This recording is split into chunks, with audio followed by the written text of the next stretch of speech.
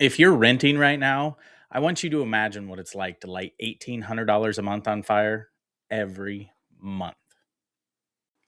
In this video, I'm going to show you when renting makes sense and when buying becomes the smarter financial play for you, and how to know which one best fits you in your current situation.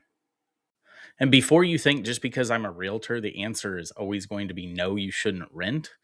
I promise you, I'm going to be honest in this video and tell you that there are times where renting makes more sense to you than buying will.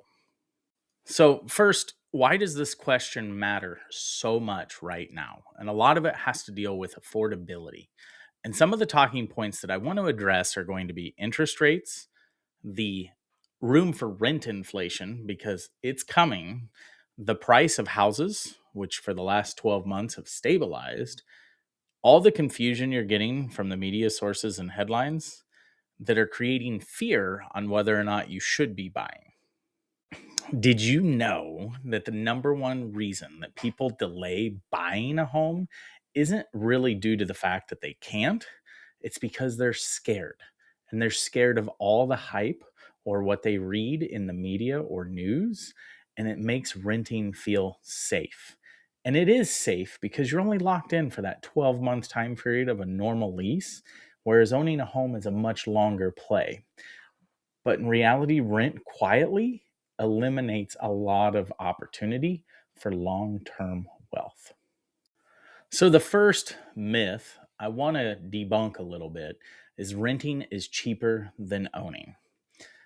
Depends on how you want to look at that. And I'm going to be honest, I'm a landlord as well as a realtor, and rent has effectively been cheaper in my market for probably 18 months to 2 years than it has been to own. However, if you look at it from an expense side of things, rent is and always will be a 100% expense.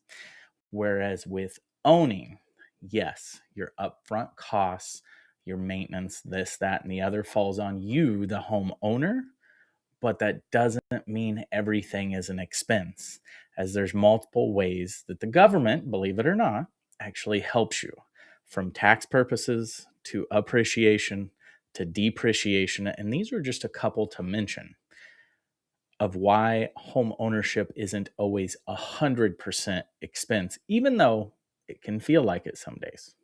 So I want to dive into the expense category just a little bit further so it's a little more understanding when it comes to owning a home versus renting. And remember, no matter what, your rent is 100% expense. You will never get a penny of that back, and odds are you're even losing your deposit because most landlords will figure out a way to capture it all. But how is owning a home less expensive? Well, I want you to think of this as a forced savings account because that's kind of what it is. You're buying a property for X, and as long as you maintain said property, if not improve said property, you will see a return. Now, historically, the return has been 3 to 4% a year. Does that get rich? Not necessarily, but it keeps up with inflation. The other thing that doesn't really change within the mortgage payment is the mortgage payment itself. Now, your taxes and insurance will most likely go up every year, but the payment itself doesn't change, which is called your principal and interest payment, the P&I of the house. Now, what does that look like? Well, sadly, I'm going to be honest, like I told you, that roughly the first 10 to 13 years of your mortgage payment, the bulk of it is going to interest. So it's the cost of you borrowing the money from the bank. On the other side of that, you're also going to move probably within 7 to 8 years. So you might be thinking, well, why do I want to give the bulk of my monthly payment to the bank in interest just to turn around and sell before the principal pay down actually really starts kicking in and taking over? Well, the reason for that is the first statement I said, that the average 3 to 4% appreciation every year works like clockwork.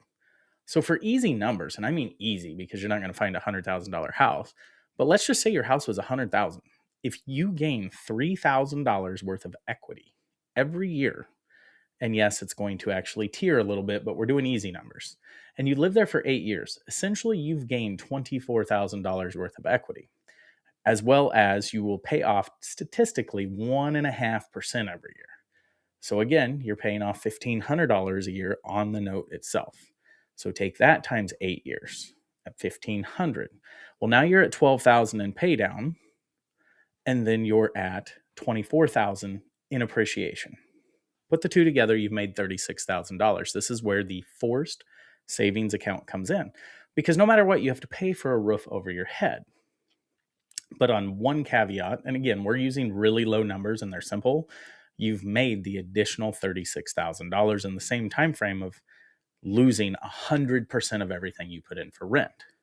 And yes, your taxes and insurances will climb, but here's my question to you. Unless you live in the same place as a tenant for that same 8 years, which is going to prevent massive rate increases in rent typically, you're going to experience more expense cost and raised rent than what you're going to in your natural appreciation of taxes and insurance. So my question to you, or it's not even a question, my statement is would you rather have 36,000 extra in your pocket at the end of an 8-year time frame, or would you rather have nothing?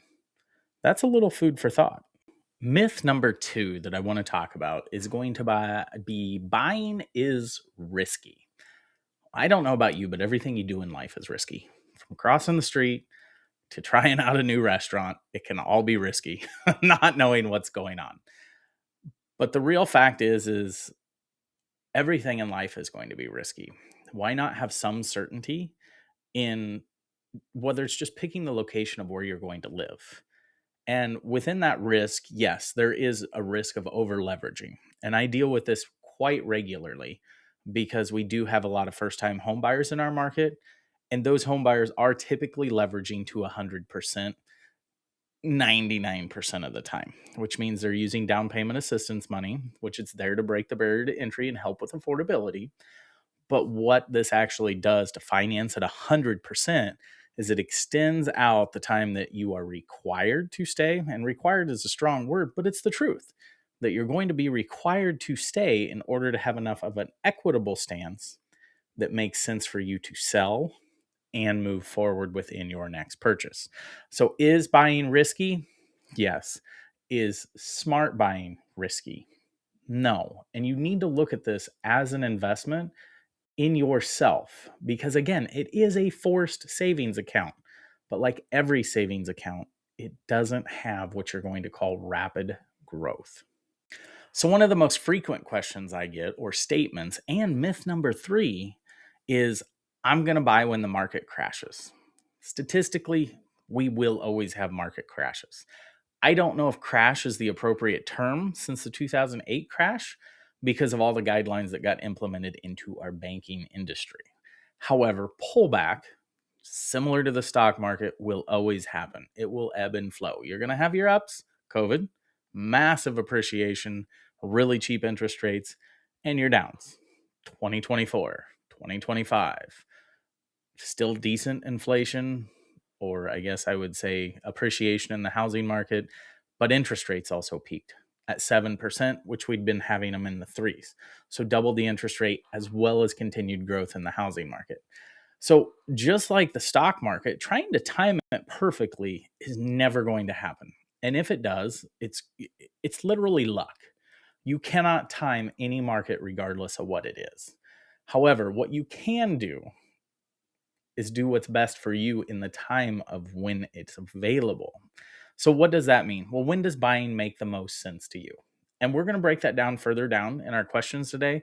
But regardless of your position, there is an appropriate time for you to buy as long as that is a goal of yours.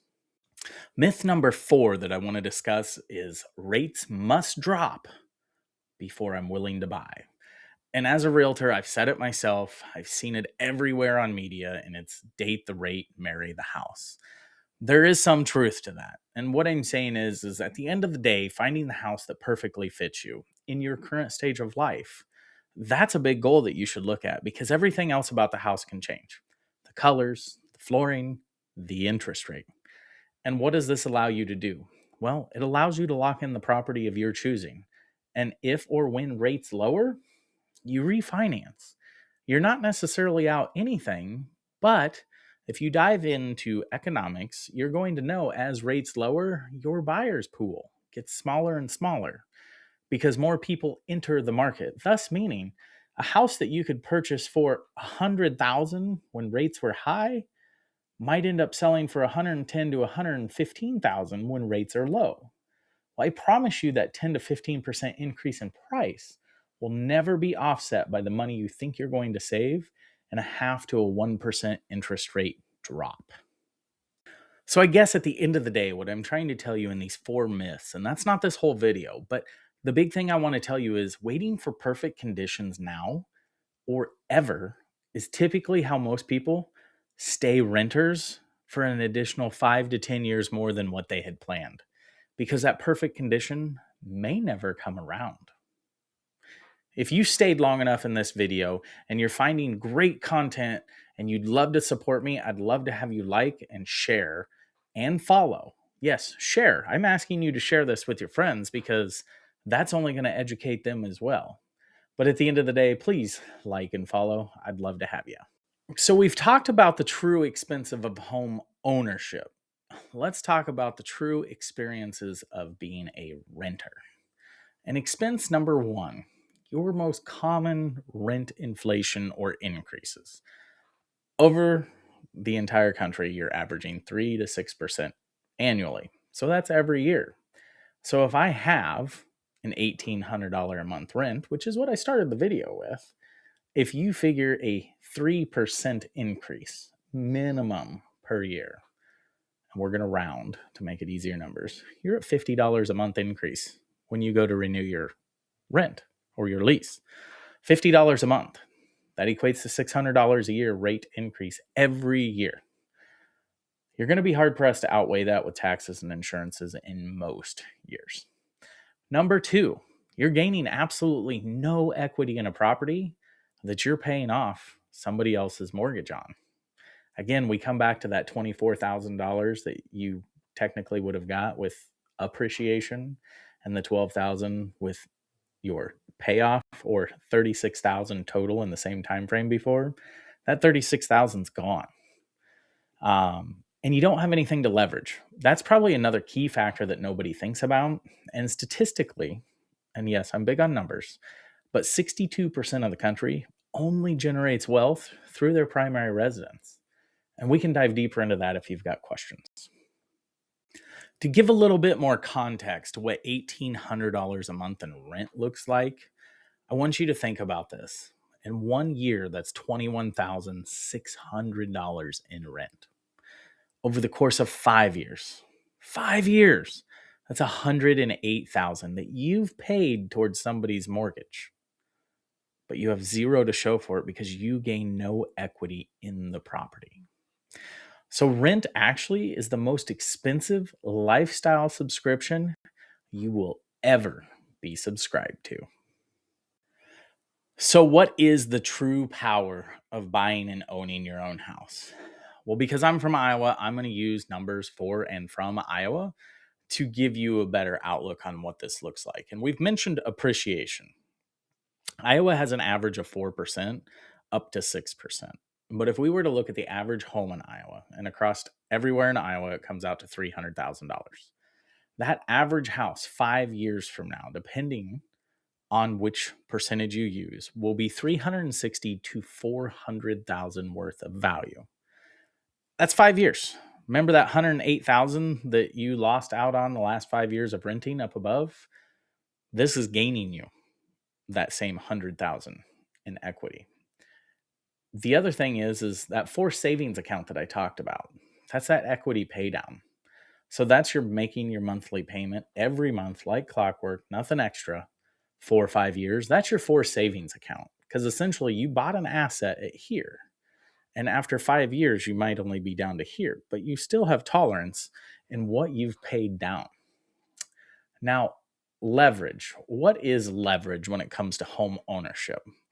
Leverage is the ability to potentially finance back out and cash out, doing a second mortgage or a HELOC or something of that nature, whether it be for repairs, maybe it's debt consolidation. And this is really where the wealth kicks in for the bulk of people, is being able to utilize your asset to actually drive your wealth or lower your monthly expenses. Now, we can go into a rabbit hole of finances, whether this is a good or bad option. But for a lot of people that can use this as a cash equitable stance and leverage it to take it out, it can very much be worth its weight in gold. Next, I want to talk about inflation hedging and what is that? So, I'm sure you've heard the term thrown around, hedging inflation. And what does that look like?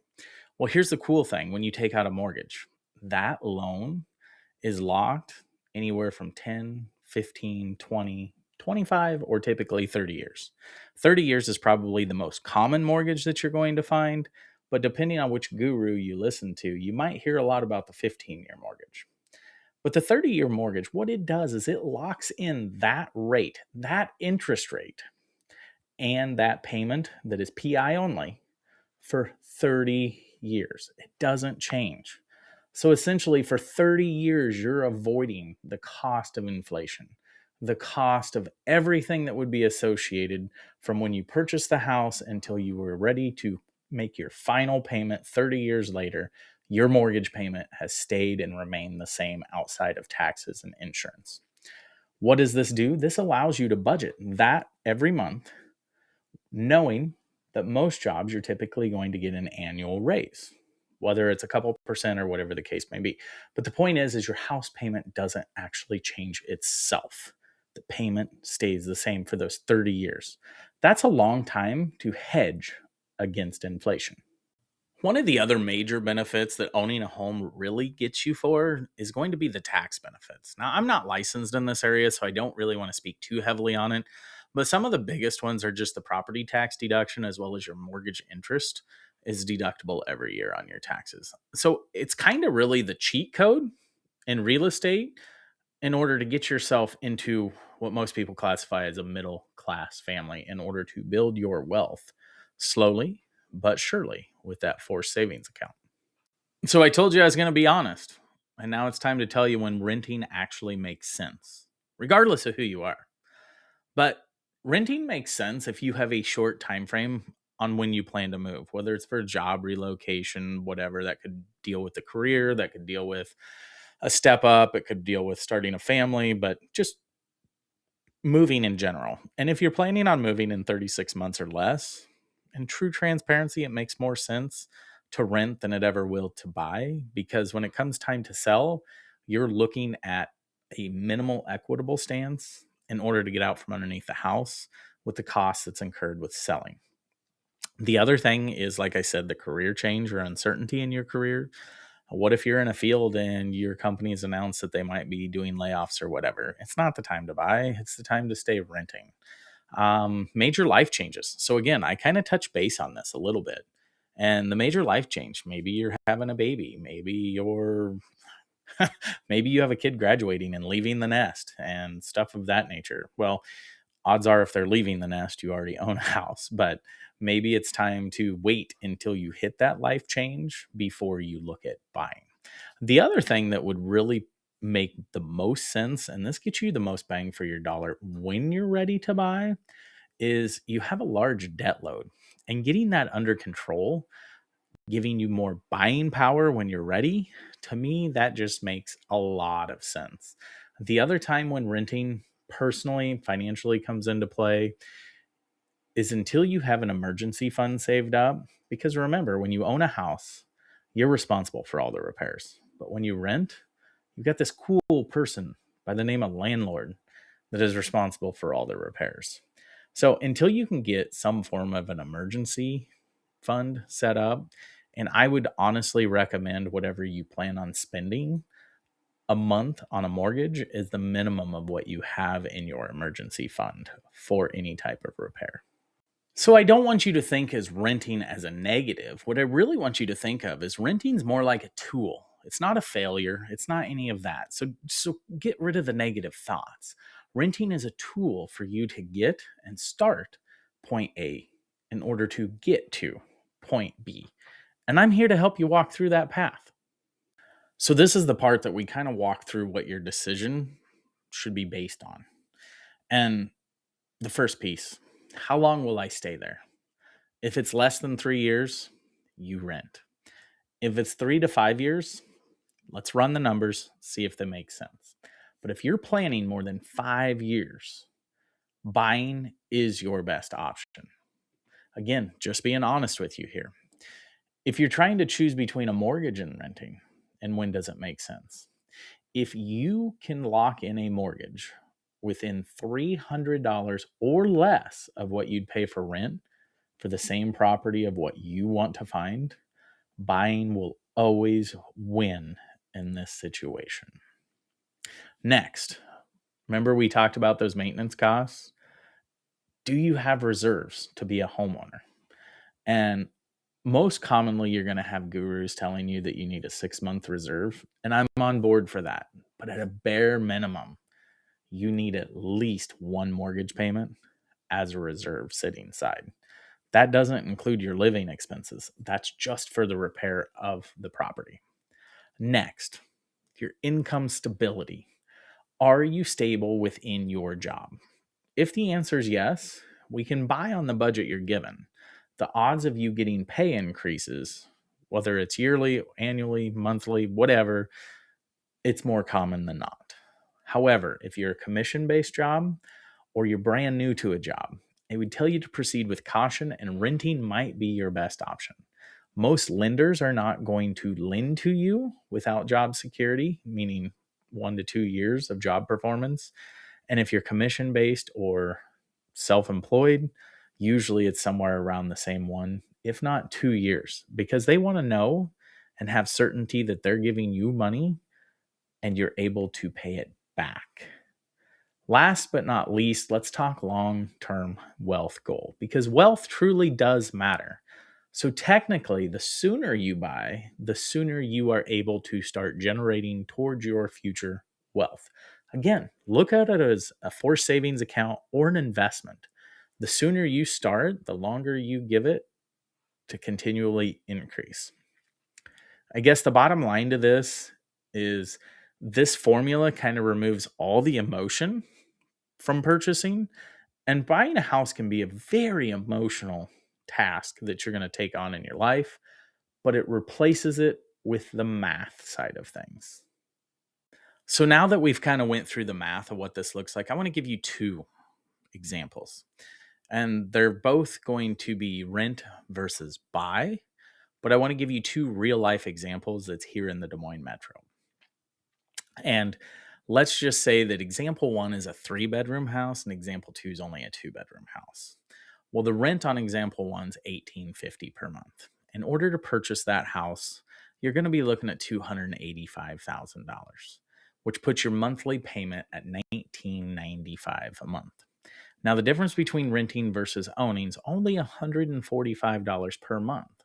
So with that being said, in the equation, it falls into the categories of it's within $300 a month. That's meaning that buying actually makes more sense.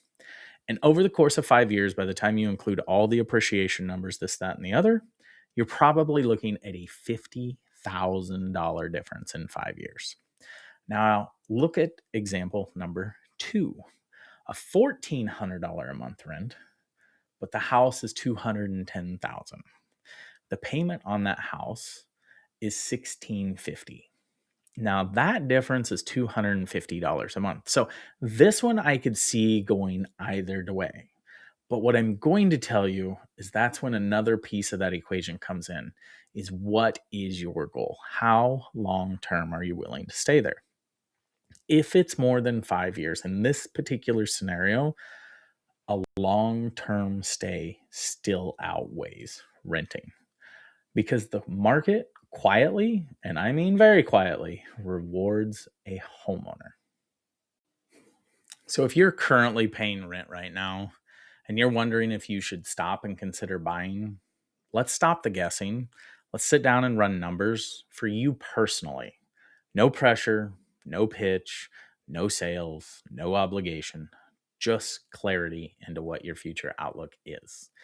So if you're interested, comment down below the term buy for your free buyer breakdown, or you can DM me rent versus buy, and I'll gladly reach out to you and we can discuss this in person, in my office, wherever you want to do it.